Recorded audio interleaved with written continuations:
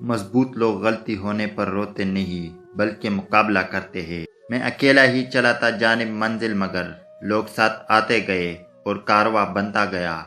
خواہش سے نہیں گرتے پل جولی میں، وقت کے شاخ کو میرے دوست ہلانا ہوگا۔ کچھ نہیں ہوگا اندھیروں کو برا کہنے سے، اپنے حصے کا دیا خود ہی جلانا ہوگا۔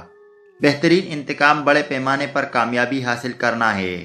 اپنے غموں اور پریشانیوں کو سینے میں دفن کر دو۔ اگر انہیں چہرے پر سجاؤ گے تو کمزور ہو جاؤ گے۔ اگر آپ اڑ نہیں سکتے تو دوڑو، اگر آپ دوڑ نہیں سکتے تو چلو، اگر آپ چل نہیں سکتے تو رینگو اور آگے بڑھو۔ اپنی سوچ اور سمت کو درست رکھے، کامیابی آپ کے قدم چومے گی۔ بدگمانی بہت بری چیز ہے، یہ انسان کو وہ بھی تصور کروا دیتی ہے جو سرے سے ہو ہی نہ۔ رشتوں کی حفاظت محبت اور خلوص سے ہی کی جاتی ہے، نہ کہ بحث بازی سے۔ انسان امیدوں سے باندھا ایک ضدی پرندہ ہے جو گائل بھی امیدوں سے ہے اور زندہ بھی امیدوں پر ہے۔